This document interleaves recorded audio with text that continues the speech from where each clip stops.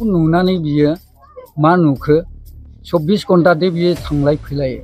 बे बर' जाथि खुख्खुर खुट्टा बे बुंनाय रावा बबेसिम मा जाहैयो बेखौथ' ओमफ्राय आरो होसोगोन होसोनायाव ओइ बर' जाथि खुट्टा खुख्खुर बेनोल' रावा जेराव सोनारनाय दंमोन 20 खानथिं फुङाव लायब्रबदोंमोन आं बेखौ नुहुरनानैसो बियो आंनि न'खौ सावफैदों बेखौ उथायनानै लाङोमोन इटिमध्य रायजोआ जै होनायावसो नागारनानै बियो थादोंमोन आरो सिखा खुख्रिजों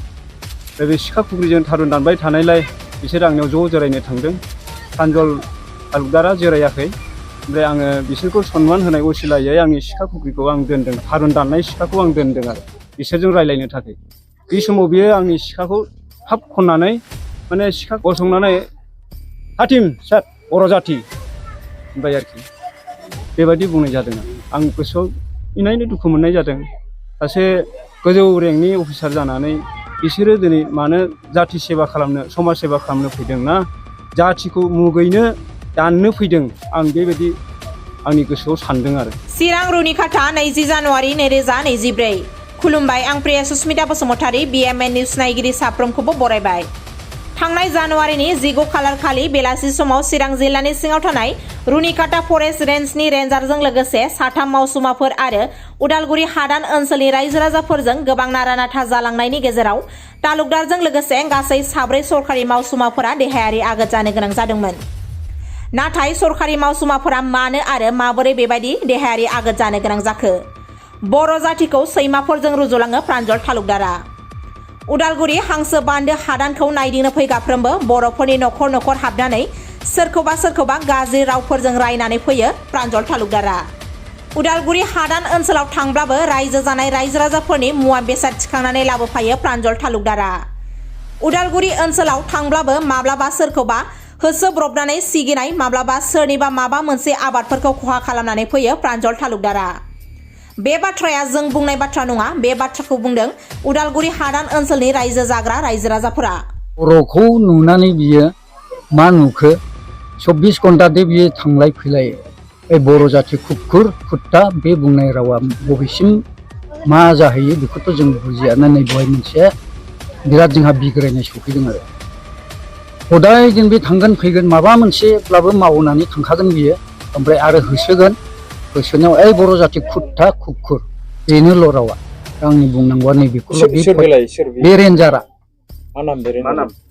रेन्जारनि नामखौथ' मिथिलां बे दाखालि बुजानाय रेन्जारा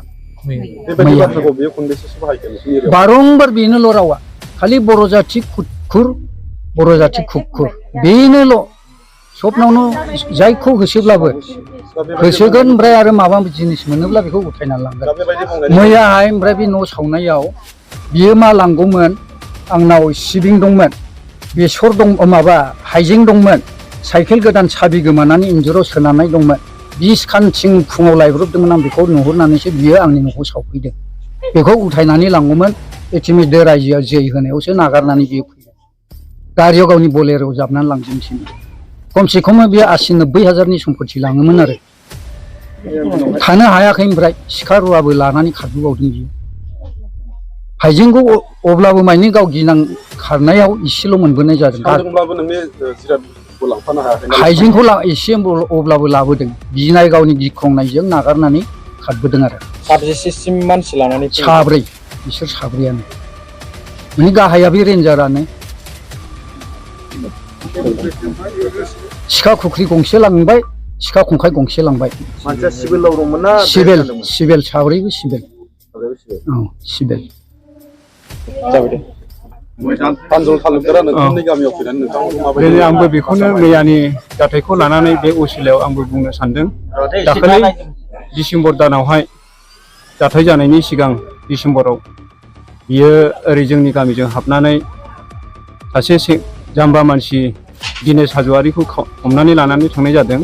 बिनि सिगां बियो आंनियाव थांदों बेनिफ्राय आं सिथ्लायाव थारुन दानबाय थादोंमोन आरो सिखा खुख्रिजों दा बे सिखा खुख्रिजों थारुन दानबाय थानायलाय बिसोर आंनियाव ज' जिरायनो थांदों